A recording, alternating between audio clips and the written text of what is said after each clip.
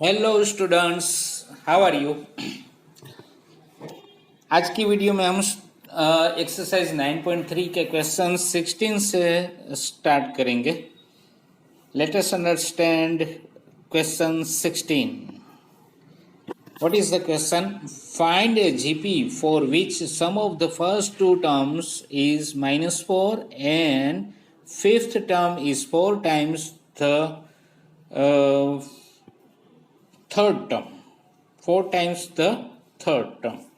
तो ये हमें जीपी फाइंड करनी है। यही कंडीशन को ये अप्लाई करके जीपी फाइंड करनी है। तो हम एज्यूम करेंगे कि GP is A R square, A are cube, A are raise to 4 up to so on, where A is the first term, right, is the first term, and r is the common ratio. Now here it is given that sum of the two terms, first two terms, is -4. So a is the what is the first two terms? A and AR. So we will take a plus AR is equal to -4. A will be taken common out. So we have now a into 1 plus r is equal to -4. Say this equation 1. Now we have equation 1 as a into 1 plus r equal to -4. What is the other condition given? That fifth term is 4 times the third terms. The fifth term matlab a5 and third term matlab a3. So we can take a5 is equal to 4 into a3. Fifth term is 4 times the third term. That's why we can write it mathematically. F5 is equal to 4 into A3. Now we know the formula of nth term of GP. An is equal to A into R raised to n minus 1. We will put here n equal to 5 for fifth term and n equal to 3 for third term.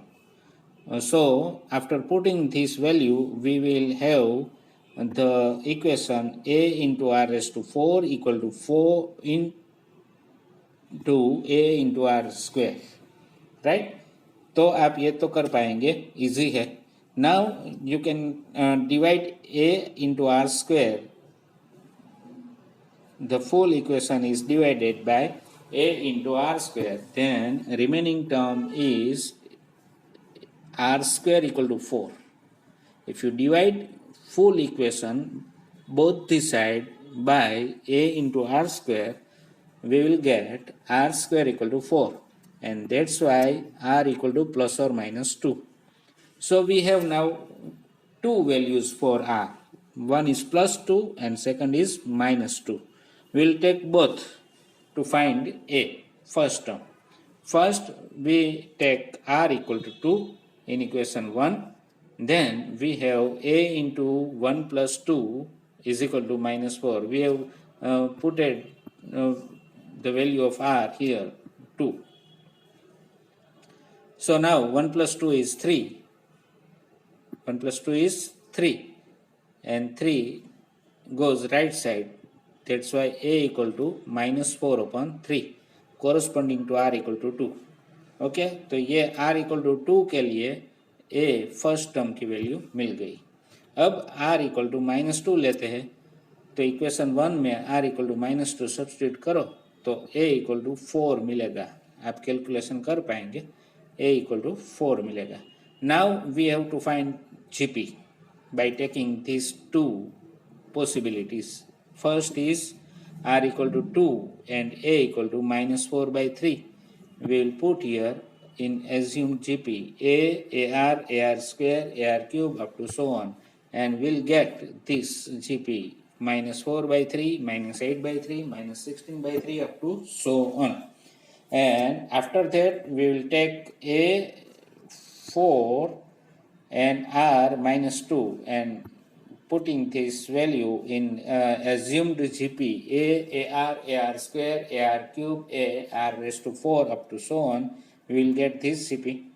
So this is the answer, required GPs. Okay, तो ये question अब हो चुका है solve. अब solve करेंगे question 17. बहुत ही अच्छा क्वेश्चन है. ऑब्जेक्टिव्स या एमसीक्यू में पूछा जा सकता है. If the 4th, 10th and 16th terms of a GP are x, y and z respectively, prove that x, y, z are in GP. Okay, तो हमारे पास क्या है, 4th टर्म x है, मतलब a4 इक्वल टू एक्स.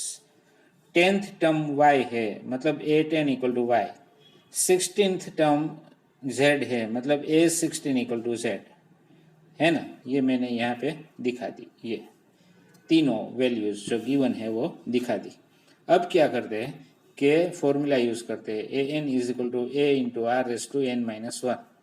तो अगर हमें 4th term चाहिए तो n इक्वल टू 4 लिखेंगे. तो n इक्वल टू 4 लिखने से हमारे पास ये इक्वेशन बनेगा, A are cube is equal to X. अगर हमें 10th टर्म चाहिए तो n इक्वल टू 10 लिखेंगे. तो ऐसा करने से हमें मिलेगा A R raise to 9 is equal to Y. अगर हमें 16th टर्म चाहिए तो n इक्वल टू 16 लिखेंगे. तो ऐसा करने से हमें मिलेगा A R raise to 15 equal to z. So we have 3 equations now. First is A R cube is equal to x, second is A R raise to 9 is equal to y, and third is A R raise to 15 is equal to z. Now we want to prove x y z in GP. तो what will happen if x y z are in GP? X Y and Z are in GP, then it should be y divided by x is equal to z divided by y, right? And that's why if you cross multiply it, y square we get y square equal to zx. तो ये हमें prove करना होगा. ठीक है, तो पहले y square find करते हैं. y की वैल्यू यहाँ पे लगाई, लिखी a into are raise to 9 the whole square. Then simplify करते हैं तो a square into are raise to 18 मिलता है. फिर आप लिखेंगे y x into Z. X into Z find करना है तो x की वैल्यू है हमारे पास a into are cube, z की वैल्यू है हमारे पास a into are raise to 15. तो a इंटू ए, देखो ये a इंटू ए स्क्वायर मिलेगा, and R cube into are raise to 15. तो terms are in product and base are same, that's why exponent will be added. 3 plus 15 that is 18. तो ये दोनों equal हो गए. देखो y स्क्वायर मिला था a square into are raise to 18 and X Z मिला यही, तो ये दोनों इक्वल हो गए. that's why it is in GP. x y z are in GP, hence proved. okay, चलो नेक्स्ट क्वेश्चन. क्वेश्चन 18 अच्छा क्वेश्चन है, बट ये जो पूछा है, find the sum of n term of the sequence 888, 888, 8888 up to so on. तो ये sequence के एन टर्म का समेशन हमें चाहिए. तो हम लिखेंगे S n is equal to 8 plus 88 plus 888 plus 8888 plus up to n terms. तो आप मार्क करेंगे दोस्तों कि फर्स्ट टर्म है तो उसमें एक ही 8 है, सेकंड टर्म है तो उसमें 2 8 है, थर्ड टर्म है तो उसमें 3 8 है, फोर्थ टर्म है तो उसमें 4 8 है. तो nth टर्म में कितने 8 हो गए? n 8 हो गए, है ना. बट हम सभी लिखेंगे नहीं. तो अब इसको कैसे सोल्व करेंगे? इसको सोल्व करने के लिए हमें पहले ये सोचना होगा कि ये जीपी है कि एपी है. ये दोनों में से एक भी नहीं है, क्योंकि डिफरेंस भी सेम नहीं है. 88 minus 8 is 80 and 888 minus 88 is 800. So difference are not equal, right? And ratio are also not equal. You can check it. 88 by 8 is 11 and 888 by 88 is not equal to 11. So it is not in GP. So we have to convert in familiar GP, non-GP, standard GP, like AP and GP, right? Familiar sequence or standard sequence like AP and GP. तो ऐसा करने के लिए हम ये करते हैं पहले कि ये जो दिया गया है एसएन में से हम 8 कॉमन निकालेंगे। तो ये फर्स्ट स्टेप है, राउंड किया हुआ, सर्कल किया हुआ, और उसमें से मैं क्या करता हूँ, उसमें से मैं 8 कॉमन निकालता हूँ। तो 8 कॉमन निकालने से ब्रैकेट में क्या बचेगा, फर्स्ट टर्म में 1 बचेगा, सेकंड में 11 बचेगा, 11 8 से 88 होता है, थर्ड में 111 मिलेगा, फोर्थ में 1111 मिलेगा, अप टू एन टर्म ये लिखना होगा, up to n term, right. तो ऐसा मिलेगा। अब ये 8 कॉमन निकालने के बाद हमें तो इसे कन्वर्ट करना है एपी या जीपी में। तो हम ऐसा कर सकते हैं कि 9 मल्टीप्लाई कर दो, 9 मल्टीप्लाई एंड डिवाइड करते हैं। तो यहाँ पे हमने ये 9 मल्टीप्लाई एंड डिवाइड करके लिख लिया। किस टर्म में, इस टर्म में। ये जो 1111 जो मिला है उसमें 9 मल्टीप्लाई कर दिया। अगर 9 मल्टीप्लाई किया है तो 9 डिवाइड भी करना पड़ेगा, कर दिया। चलो अब आगे ये होगा कि ये जो टर्म्स है फर्स्ट टर्म, उसमें हम लिखेंगे, उसके बदले में लिखेंगे 10 - 1। सेकंड टर्म है 99, उसके बदले में लिखेंगे, instead of this second term we will write 100 - 1। Instead of 999 will write 1000 - 1 and so on this way up to n terms. But सभी को दिखाने की जरूरत नहीं है। हाँ दोस्तों, यहाँ पे एक बात पॉइंट नोट कीजिएगा, यहाँ पे प्लस साइन है, ये प्रिंट नहीं हुआ है, ठीक है। चलो तो अब क्या होगा कि ये जो सभी ब्रैकेट की फर्स्ट टर्म है 10, 100, 1000, 10,000, वो सभी हम पहले ये अलग से लिख लेते हैं। किस तरह, 10⁻⁴, 10 square, 10 cube, 10⁴ up to n terms, right. And जो सेकंड टर्म है सभी की -1, -1, -1, -1 अप टू n टर्म्स, तो वो माइनस कॉमन निकाल के इस तरह से लिख लेते हैं। ओके, तो ये 1 का एडिशन कितनी बार होगा, तो हम जान सकते हैं कि यहाँ पे n टर्म्स है, तो ये n टाइम्स होगा, n टाइम्स। ओके, तो n टाइम्स 1 का एडिशन होता है तो वो n मिलता है, हम जानते हैं n टाइम्स 1 का एडिशन n मिलता है। और जो ये मिला था हमें, ये 10 + 10 square + 10 cube + 10⁻⁴ up to n terms, वो जीपी हो गई। देखो, जिसमें a = 10 है, यहाँ पे देखो a = 10 है और r = 10 है, रेशियो 10 है। तो हम यहाँ पे ये फॉर्मूला इस्तेमाल करेंगे, SN = a × r⁻n - 1 upon r-1। ये फॉर्मूला यूज करके ये हमने दिखाया है। क्या दिखाया है, ये टर्म, ये इसी फॉर्मूला का यूज है, ठीक है। तो ये हो गया। अब इसको सिंपलीफाई करना है, तो हमें मिलेगा आंसर 80/81 10⁻n - 1 - 18/9। तो ये SN है। SN means sum of first n terms. अगर आप S2 फाइंड करेंगे तो क्या मिलेगा आपको, n = 2 लेना है। तो 2 लेके आपको ये सिंप्लीफाई करना है, तो आपको मिलेगा 96। Why? Because if you want to find sum of first 2 terms, that is 8 + 88, तो 8 + 88 होता है 96। तो ये 96 आप यहाँ पे n = 2 लेने से फाइंड कर पाएंगे। उसी तरह कोई भी टर्म, कितनी भी टर्म का समेशन फाइंड करना है, सपोज 100 सम का समेशन फाइंड करना है, तो आप यहाँ पे n = 100 लिखेंगे तो आपको मिल जाएगा, ठीक है। तो चलो, ये हो चुका सोल्व। अब आगे नया क्वेश्चन है 19। बहुत ही अच्छा है, ऑब्जेक्टिव में भी इसको भी पूछ सकते हैं। find the sum of the products of the corresponding terms of the sequence 2, 4, 8, 16, 32 and 128, 32, 8, 2 and half. तो यहाँ पे दो सीक्वेंस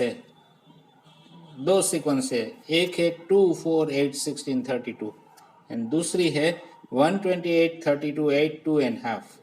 तो उसके कोरस्पॉन्डिंग टर्म्स का हमें प्रोडक्ट लेना है, तो उससे फिर से एक सीक्वेंस बनेगी, वो जीपी है और वो जीपी होगी और उसका सम हमें निकालना है। देखो हम ये कर सकते हैं कि फर्स्ट टर्म 2, 128 दोनों की फर्स्ट टर्म उसका प्रोडक्ट 2 इंटू 128, राइट। फिर सेकंड टर्म 4 एंड 32 उसका product that is 4 into 32, right. फिर तीसरी टर्म 8 एंड तीसरी टर्म यहाँ पे भी 8 है, तो 8 इंटू 8 ये तीसरी टर्म हो जाएगी। फिर फोर्थ टर्म 16 और 2, तो ये फोर्थ टर्म का प्रोडक्ट 16 इंटू 2। फिर फिफ्थ टर्म 32 इंटू 1/2, तो ये फिफ्थ टर्म का प्रोडक्ट मिल गया। तो ये सभी का कोरस्पॉन्डिंग टर्म का प्रोडक्ट लेके हम जो सीक्वेंस बनाते हैं वो ये मिलेगी 2 into 128 256, 4 into 32 128, 8 into 8 64, 16 into 2 32 and 32 divided by half is 16।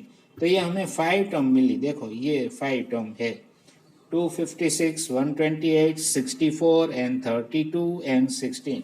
तो ये सभी जीपी में है और उसका रेशियो है 1/2। देख सकते हैं आप, यहाँ पे लिखा हुआ है। और फर्स्ट टर्म है 256, तो ये जीपी में है, तो हम ये जीपी वाली फॉर्मूला यूज करके उसमें a equal to 256 and r equal to 1/2।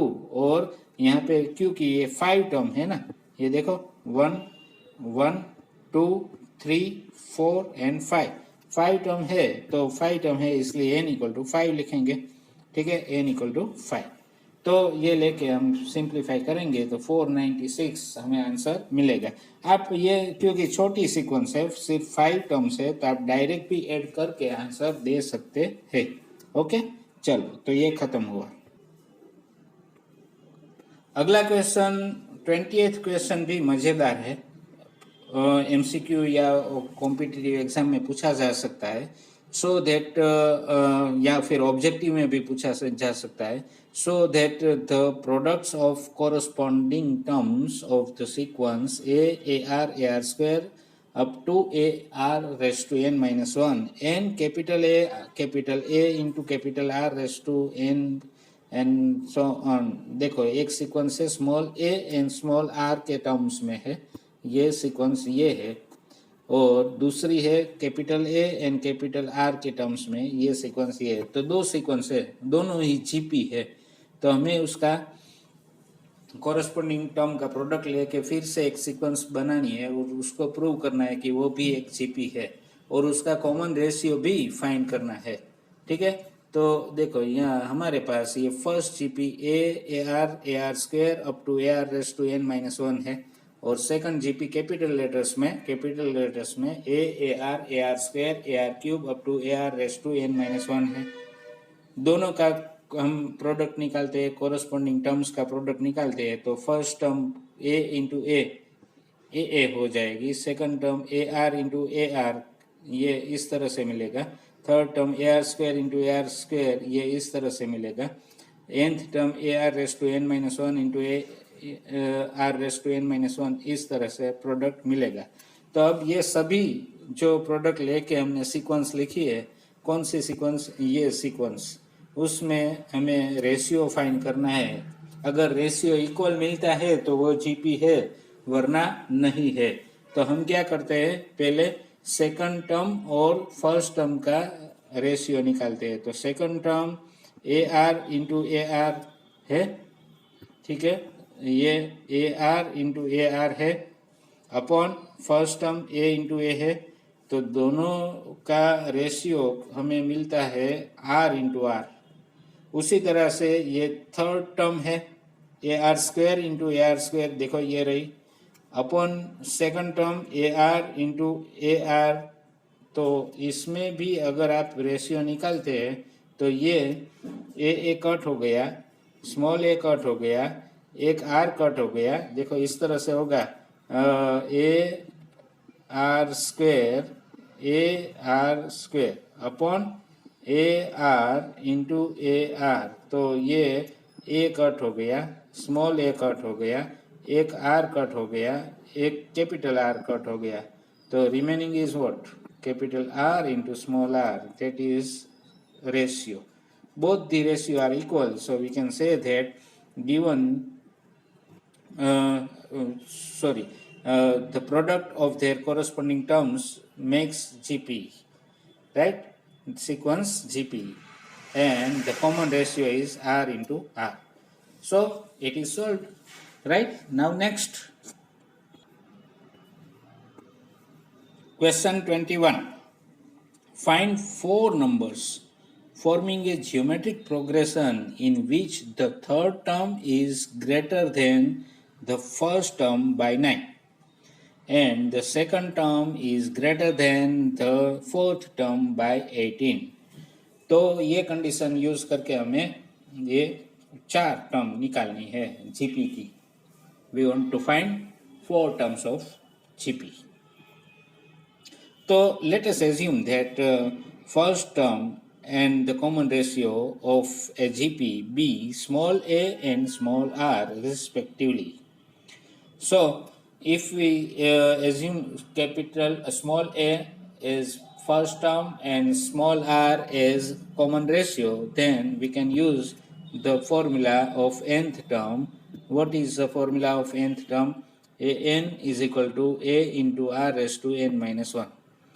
तो अगर हमें थर्ड टर्म लिखनी है तो n इक्वल टू 3 लेके ये दिखाएंगे, और सेकंड टर्म लिखनी है तो n इक्वल टू 2 लेके दिखाएंगे, और फोर्थ टर्म लिखनी है तो n इक्वल टू 4 लेके दिखाएंगे. बट उससे पहले हमारे पास ये जो कंडीशन है उसके आधार पर हम ये लिख सकते हैं कि थर्ड टर्म है वो फर्स्ट टर्म से 9 ज़्यादा है. तो इसका मतलब है थर्ड टर्म आपको लिखनी है तो a3 is equal to a plus 9 लिखना है, क्योंकि थर्ड टर्म हमें कही गई है कि कहा गया है कि वो फर्स्ट टर्म से 9 ज़्यादा है. तो ये इस तरह से लिखा जा सकता है. यहाँ पे ये गलत लिखा है, ठीक है, ये सही है, तो इसको आप ध्यान में रखिएगा. और सेकंड टर्म है वो फोर्थ टर्म से 18 ज़्यादा है, तो वो इस तरह से लिखा जाएगा, ये सही है, ठीक है. ये दो टर्म हमें मिल गई, और according to formula we can put the values of a3 and a2 and a4. So this is the values according to formula. Now we have all the equation, right? So from this equation ar square is equal to a plus 9, we will have ar square minus a is equal to 9. Now common out a, then into bracket it will be a into r square minus 1 is equal to 9. Now r square minus 1 goes to right side, then it will be this a equal to 9 upon r square minus 1. Say this equation 1. This is equation 1. Right? Now we will put this value in this equation. AR equal to AR cube plus 8 in this equation. We will put the value of A. By putting this value, we will have this equation. Right? Now simplify this and make an equation and factorize. You can do that and we'll find value of R. R equal to minus 2 and R equal to plus or minus 1. तो ये तीन value हमारे पास है अब R की. R equal to minus 2, R equal to plus or minus 1. तो अब तीनों ही वैल्यू हम देखेंगे, A फाइंड करेंगे. तो first of all we are taking R equal to minus 2. R equal to minus 2 in A equal to 9 upon R square minus 1. तो हमें मिलेगा a की वैल्यू 3, आप कैलकुलेट कर पाएंगे। तो अब हमारे पास है दो वैल्यू, एक r की -2 और a की 3, दोनों को ये 4 नंबर हमें फाइंड करने हैं, 4 टर्म्स ऑफ जीपी, इसमें पुटअप करके ये लिखेंगे। तो ये 4 टर्म्स मिली। अब लिखते हैं r इक्वल टू +or-1। तो अगर हम ये +or-1 a की वैल्यू में यहाँ पे सब्स्टिट्यूट करते हैं तो ये 1 - 1 डिनोमिनेटर में 0 हो जाएगा। तो ये पॉसिबल नहीं है, it is not possible, right. तो ये हम नहीं ले सकते। तो हमारा फाइनल आंसर क्या हो गया? Required terms 4 terms are 3 - 6 12 - 24। Okay students, तो ये सॉल्व हो चुका। Question 22, if the pth term, qth term and rth term of a GP are a, b and c respectively, prove that a raised to q minus r, b raised to r minus p, c raised to p minus q equal to 1। तो ये हमें prove करना है, ठीक है। यहाँ पे ये कॉमा नहीं है, बट ये इनटू है, ये कॉमा नहीं है, ये इनटू है, ठीक है। तो ये कॉमा नहीं समझना है, ये प्रोडक्ट में है ऐसा समझना है। तो चलो सॉल्व करते हैं। First of all will assume first term A, capital A, and common ratio capital R. Why? Because small a is given in question and capital R, small r is also given in question. So it is used in problem solving question. So we'll change the formula, terms of formula, which is small a to capital A and small r to capital R. तो formula अब क्या हो जाएगी? nth term की formula हो जाएगी a n is equal to capital A into capital R raise to n-1, ये formula हो जाएगी। तो अब इसी फॉर्मूला का यूज करके हम n इक्वल टू पी लेके pth टर्म लिखेंगे इस तरह से, ठीक है। n इक्वल टू क्यू लेके qth टर्म लिखेंगे इस तरह से, n इक्वल टू आर लेके rth टर्म लिखेंगे इस तरह से, है। तो अब ये तीनों टर्म, pth टर्म हमारे पास a है, qth टर्म b है, rth टर्म c है। तो ये बन जाएगा ये इस तरह से कि a into capital R raise to p-1 is equal to small a, capital A into capital R raise to q-1 is equal to small b, capital A into capital R raise to r-1 is equal to small c। ये तीन value हमारे पास आ गई। अब जो left side है, ये left side, उसमें हम ये वैल्यू सब्स्टिट्यूट करेंगे। तो लेफ्ट साइड लेते हैं, ये लेफ्ट साइड, उसमें a, स्मॉल a की वैल्यू, स्मॉल b की वैल्यू और स्मॉल c की वैल्यू ये सब्स्टिट्यूट कर दी। ब्रैकेट के ऊपर ये जो पावर है वो तो है ही, ये तो पहले से दी गई है क्वेश्चन में, लेफ्ट साइड के क्वेश्चन में पावर है। अब ये पावर को मल्टीप्लाई करते हैं अंदर, ब्रैकेट के अंदर पावर अप्लाई करते हैं, तो ये इस तरह से टर्म मिलेगी। आप ये एक्सपोनेंट वाली कैलकुलेशन जानते हैं, ठीक है, कि अगर ये a रेज टू x है और होल रेज टू y है तो उसको a raise to x into y लिखना होगा। ये प्रॉपर्टी है एक्सपोनेंट की, तो इसी का यूज करके ये दिखाया है। अब ये सेम बेस वाला है, ए बेस वाला टर्म, ये सभी प्रोडक्ट में है ना, तो उसके पावर का एडिशन होगा। तो ये इस तरह से लिखा जाएगा, है। तो ये इस तरह से लिखा जाएगा, सभी पावर का एडिशन करके इस तरह से लिखेंगे। और दूसरा बेस है ये आर वाला, वो भी प्रोडक्ट में है, तो उसकी पावर का मल्टीप्लिकेशन पहले करना होगा। ये पावर का मल्टीप्लिकेशन पहले कर दो, ये पावर का मल्टीप्लिकेशन, और फिर बाद में इस तरह से ये सम कर दो, ऐड कर दो, क्योंकि उसमें भी प्रोडक्ट है, आर बेस इक्वल है and we have to take addition of exponent. So अगर ये आप सोल्व करोगे तो दोनों की पावर 0 होगी और 0 पावर वाली कोई भी टर्म 1 होती है, हेंस प्रूव्ड। यही तो हमें प्रूव करना था, तो ये प्रूव हो चुका HP। ओके, चलो next question 23। If the first term and the nth term of GP are small a and small b respectively, and if P is the product of n terms of GP, prove that P square is equal to AB whole raised to n। तो यहाँ पे first term ए है, common difference नहीं but ratio होना चाहिए, यहाँ पे ये गलत लिखा है, कॉमन रेशियो होना चाहिए, रेशियो आर है और nth टर्म दी गई है बी, तो nth टर्म की formula a n equal to a into r s to n minus one है, वो लिख लो।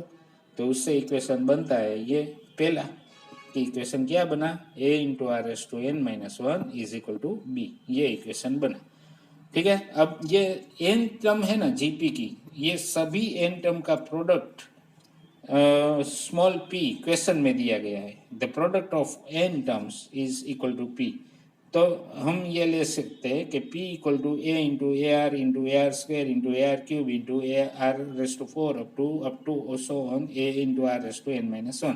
तो एन टर्म का प्रोडक्ट इस तरह से लिख लिया। ठीक है, अब वो ये सभी टर्म्स में ये ए जितनी बार आता है वो उसका प्रोडक्ट अलग लिखा है, उसका प्रोडक्ट अलग लिख लिया। देखो ये है कितनी बार आएगा, क्योंकि एन टर्म्स का प्रोडक्ट है तो एन टाइम आएगा, ये एन टर्म मिलेगा, देखो एन टर्म। ओके, और जो बाद दूसरा है आर टर्म वाला, उसका प्रोडक्ट भी इस तरह से लिखा जाएगा, वो अलग ब्रैकेट में लिखते हैं तो डिफरेंट सॉल्व कर सकते हैं। तो r into r square into are cube into are raise to 4 up to into are raise to n minus one, ये अलग प्रोडक्ट मिल जाएगा। तो फर्स्ट ब्रैकेट में ए वाला प्रोडक्ट है, सेकंड प्रोडक्ट में आर वाला प्रोडक्ट है। फर्स्ट ब्रैकेट में ए का प्रोडक्ट एन टाइम्स मिलता है, क्योंकि एन टर्म के मल्टीप्लिकेशन है, तो उसको हम लिख सकते हैं ए रेस टू एन।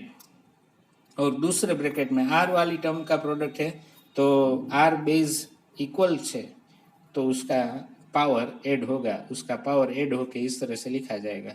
तो ये पावर में 1 plus 2 plus 3 plus up to ये जो मिलता है n माइनस वन तक, 1 plus 2 plus 3 plus up to plus n minus one तक, ये जो मिला वो n माइनस वन टर्म का सम हुआ। तो हम जानते हैं कि फर्स्ट n टर्म का समेशन जो होता है ना, वो sigma n is equal to n into n plus one होता है।